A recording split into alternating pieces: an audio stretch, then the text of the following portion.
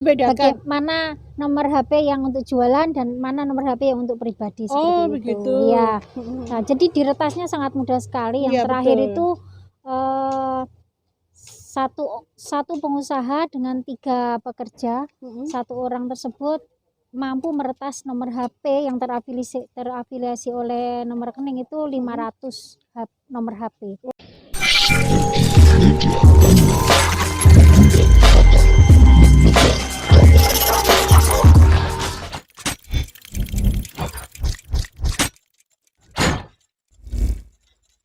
Assalamualaikum warahmatullahi wabarakatuh.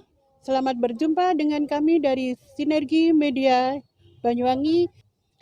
Sahabat pemirsa, hari ini saya bersama narasumber kita, seorang mentor UMKM nasional bernama Ibunda Yeti Hotimah MPD. Beliau adalah seorang mentor UMKM yang tentunya kita nanti akan banyak tahu bagaimana dia. Sebelumnya kami perkenalkan dulu Ibu. Selamat datang Ibu. Assalamualaikum. Waalaikumsalam. Ya, perkenalkan nama saya Yeti Hotimah dan biasa dipanggil Ibu Yeti. Oke, Ibu Yeti, cantik sekali hari ini. Terima kasih. Puasanya lancar, Bu? Alhamdulillah. Ya, Bu, ini nih hari ini, saat-saat ini kan kita lagi gencar-gencarnya tentang UMKM nih. UMKM naik kelas. Mungkin pemirsa dan juga saya pengen tahu bagaimana sih, apa sih itu UMKM. Terus kemudian saya itu sering melihat ada UMKM, ada UKM, ada UMK. Nah, itu perbedaannya apa, Bu Yati? Mungkin Bu Yati bisa Terima kejelasin? kasih. Langsung saja di sini ya, to the point ini. Baik. Jadi memang gerakan UMKM naik kelas ini berkenaan dengan bagaimana kita selaku pelaku yang baik itu berkenaan langsung dengan UMKM maupun yang tidak berkenaan langsung dengan UMKM naik kelas. Bagaimana mereka meningkatkan diri mereka tidak hanya sebagai peningkatan skala produk, tapi bagaimana kualitas mereka, kuantitas mereka, kemudian bagaimana kepribadian serta pengetahuan mereka tentang produk yang mereka punyai itu lebih naik kelas dan berdaya guna seperti itu. Dan di situ tadi memang ada perbedaan antara UKM, UMK dan UMKM. Ya. Ini sebetulnya perbedaannya yang pertama salah satunya yaitu dari jumlah pegawainya. Oh, begitu. Jadi dari jumlah pegawainya itu mana UKM, mana UMKM gitu ya, Bu? Iya, salah satunya itu. Seperti Jadi apa itu, Bu? kalau UMKM itu 1 sampai 5. 1 sampai 5 Iya, itu masuk UMK. Kalau UKM itu 6 sampai 19. 6 sampai 19 itu sedangkan masuk. Yang 20 sampai 99 itu UMKM. Itu personilnya ya, Bunda? Iya, jumlah tenaga kerja yang ada di sana. Kemudian kalau 100 ke atas itu baru masuk dikategorikan sebagai perusahaan tingkat kecil ya dan lain sebagainya. Kemudian selain itu juga berdasarkan pemodalan. Oh, begitu ya. Kalau skala mikro itu maksimal 50 juta. Skala mikro. Iya, UMK. Kalau UKM itu 50 sampai 200 juta. Sedangkan kalau UMKM ini 300 sampai 2 miliar. Wow. Itu masuk kategori UMKM. Ya. Nah, sering penyebutan itu sering kali salah karena ketidaktahuan seperti ini. Betul, Bunda, nah, seperti saya juga. Ya. Nah, sebetulnya perbedaannya banyak, tapi intinya seperti itu. Kenapa kita harus tahu kita itu masuk yang UMK, UKM dan UMKM atau yang UMKM itu karena kaitannya yang pertama dengan pajak. Tentunya kita sebagai orang Indonesia itu juga wajib bagaimana cara kita berpartisipasi untuk membayar pajak. Nah, pajaknya tiap-tiap UKM, UMK dan UMKM itu kan juga berbeda-beda. Selain itu bagaimana kita mengajukan kredit entah ke bank swasta negeri atau kredit di tempat-tempat yang memang perusahaan tersebut memiliki CSR, BUMN dan sebagainya. Nah, dengan mengetahui skala kita itu masuk yang mana, maka kita nanti bisa lebih mudah mengkategorikan dan mereka nanti estimasi pemberian peminjaman kepada kita itu lebih baik lagi. Seperti itu ya. Wah, luar biasa, kita jadi tahu ya pemirsa apa itu UMKM bersama Bunda Yeti. Kita terus mengupas. Nah, untuk teman-teman yang menonton ini sudah tahu UMKM itu apa, UMK itu apa, dan UKM itu apa. Kita mau tanya-tanya lebih dalam nih kepada Bunda Yeti. Bunda Yeti sudah berapa lama bergerak di UMKM ini, menjadi mentor UMKM ini?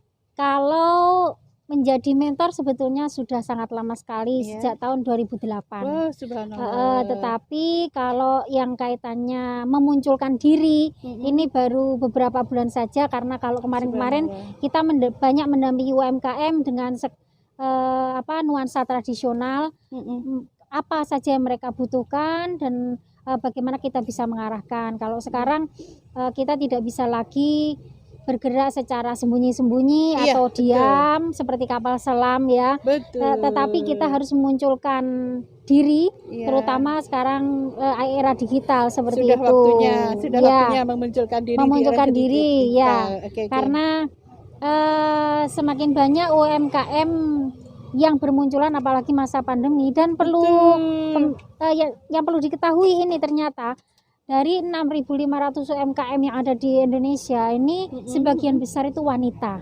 Wow, subhanallah, memang benar. Emak-emak, the power of emak-emak, apalagi banyak sekali mungkin bapak-bapak yang terkena PHK dan sebagainya, dampak dari pandemi seperti itu.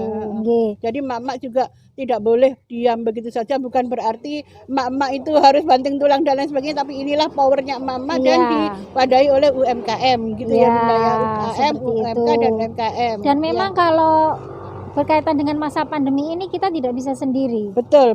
Jadi kekuatan UMKM itu ada pada jaringan. Jadi kalau di Banyuwangi ada macam-macam sekali jaringan UMKM, dan mereka sudah terorganisir dengan baik dan di bawah bimbingan Dinas Koperasi dan UMKM. Oh, sudah ada di bawah Dinas Koperasi, sudah langsung turun tangan ya. Subhanallah, luar biasa. Terima kasih Dinas Koperasi Banyuwangi yang telah mewadai UMKM Banyuwangi. Iya Bunda, Bun, UMKM dan lain sebagainya kan mereka-mereka yang ingin berusaha itu kan dimasukkan ke sebuah komunitas tertentu dan lain sebagainya, masuk UMKM. Ya, jika memungkinkan memang harus seperti itu.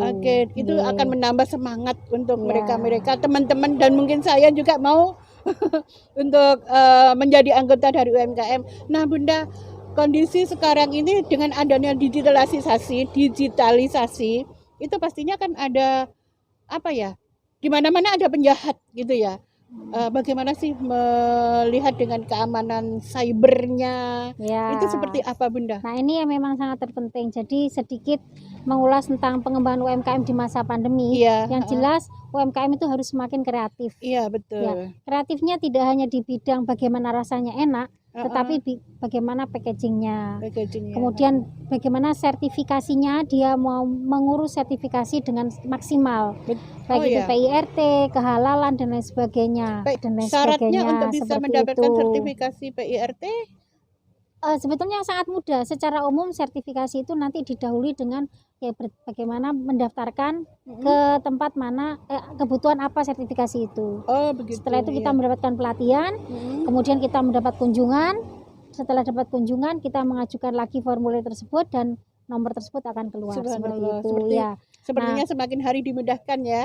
Nah, kaitannya dengan keamanan cyber, kadang secara tidak sadar kita itu mau tidak mau memang secara digital kita itu promosi di medsos. Betul. Nah, untuk di medsos kita juga menuliskan narah hubung yang bisa menghubungkan pembeli dengan penjual, kan seperti itu. Nah, ini ditengarai sejak tahun Januari 2000 itu sudah ada 800 hacker. 800 hacker itu bagaimana mereka mengcopy paste berusaha nomor HP tersebut, dan tanpa sadar nomor HP tersebut itu terafiliasi dengan nomor rekening yang kita punyai. Gitu. Seperti itu. Dan tanpa sadar pula dari nomor rekening yang ada ini mungkin Rp10 atau Rp50 diambil setiap harinya dari rekening kita, kemudian kali 10, 100 orang kali sekian hari sudah berapa duit yang mereka kantongi. Seperti itu kita tidak sadar, sehingga ya bagaimana kita mengantisipasi baik itu WiFi kita, kemudian nomor HP kita yang tertera di produk makanan atau minuman atau produk-produk kita. Kalau kita sudah meng-share ke media, maka kalau memungkinkan HP-nya tidak yang terkoneksi dengan nomor rekening, Oh, seperti begitu. itu.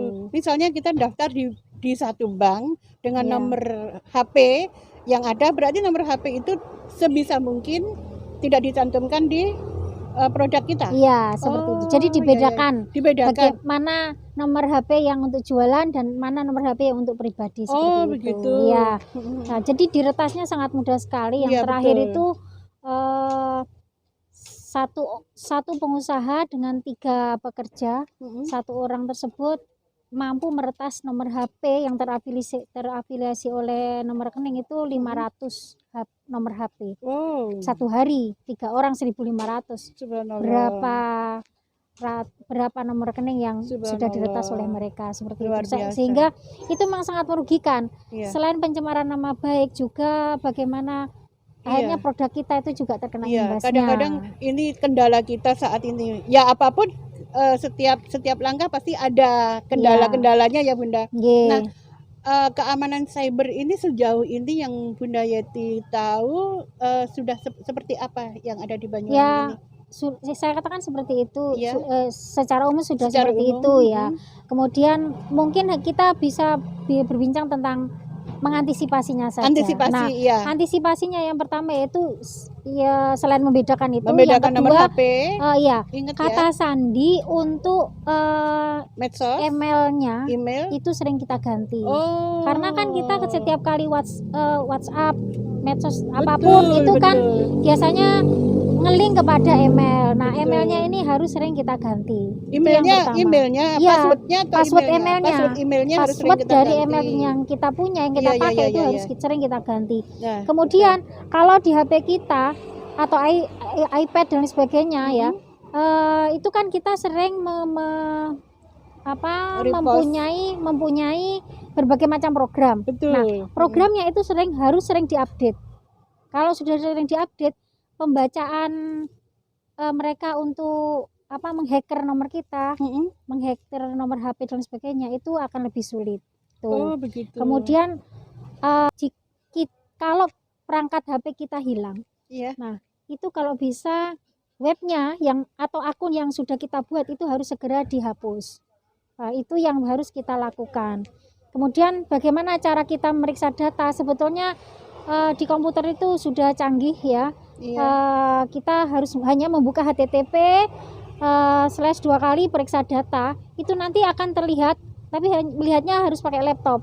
Di situ nanti akan muncul HP mana saja yang tersambung dengan email kita, mana yang tertas dan mana yang tidak tertas, itu akan kelihatan seperti itu. Iya.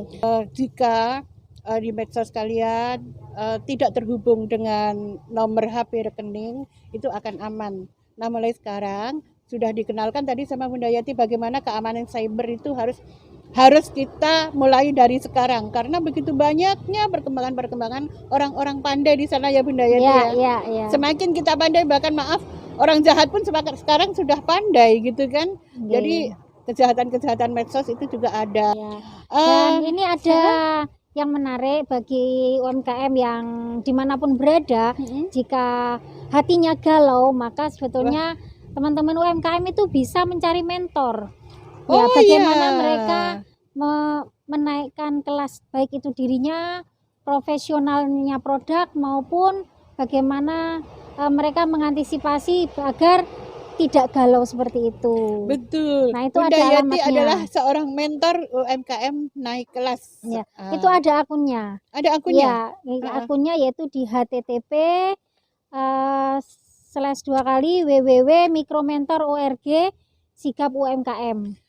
Itu adalah link untuk itu. apa Bunda? Untuk bisa kita bergabung di UMKM naik kelas, kemudian mencari mentor yang tepat. Jadi nanti setelah masuk ke akun itu, pilih temukan mentor. Setelah temukan mentor, maka di situ Bapak Ibu secara otomatis oleh mesin akan diberi mentor sesuai dengan kegalauan yang Bapak Ibu rasakan Ya, seperti oke. itu. Syarat untuk mendapatkan untuk bisa menjadi itu, apakah ada syarat-syarat khusus? Tidak ada Tidak syarat ada. khusus. Semua bisa ya. Ya, Walaupun semua bisa. mungkin pengen menjadi salah satu masuk ke situ tapi tidak punya produk, bisa ya Bunda? Selayaknya sudah punya program selayaknya karena sudah ini punya memang sigap UMKM. Jadi Oke. bagaimana UMKM tidak mati suri seperti itu. Oke. Dan nanti di situ ada karena sudah punya mentor-mentor yang ada. Kalau Iya. seandainya nanti sudah tergabung dalam suatu jaringan UMKM di suatu wilayah, kemudian ada CSR yang akan memberikan entah itu bantuan berupa pemasaran yaitu pameran dan Iya. sebagainya, kemudian pelatihan-pelatihan dan atau mungkin peminjaman dana Iya. dengan tanpa anggunan atau dengan anggunan ringan, ini harus mencantumkan mentor yang ada di daerah tersebut. Oh, Nah, begitu. kalau seandainya teman-teman UMKM sudah masuk ke dalam mikro mentor tersebut, profilnya teman-teman UMKM itu sudah nanti akan terlihat. Jadi si peminjam nanti akan lebih percaya, oh ini memang sudah terdaftar di sigap UMKM, profilnya seperti ini dan bisa dipercaya seperti itu. Oke, dan buat teman-teman semua yang menonton ini jangan lupa Sinergi Media dan jangan lupa like, komen, dan subscribe. Karena itu semua sebenarnya gratis loh dan itu dapat pahala pada saat puasa ini. Oke, terakhir masih ada kan? Silakan Bunda Habib, harapan kepada para UMKM baru. Terakhir, jadi bagaimana UMKM naik kelas ini mampu mensertifikasi dirinya, mengupdate dirinya dengan ilmu pengetahuan, terutama di masa-masa seperti saat ini. Dan selama kita berjejaring, insya Allah UMKM akan terus berjaya. UMKM Indonesia naik kelas. Naik kelas. Baik, Bunda Yati, terima kasih waktunya bincang-bincang kita hari ini, luar biasa. Baik, begitu teman-teman semuanya. Akhirnya pertemuan kita, obrolan kita, ngobras kita akhiri dulu sampai di sini. Jangan lupa ya, like, komen, dan subscribe. Terima kasih. Wassalamualaikum warahmatullahi wabarakatuh.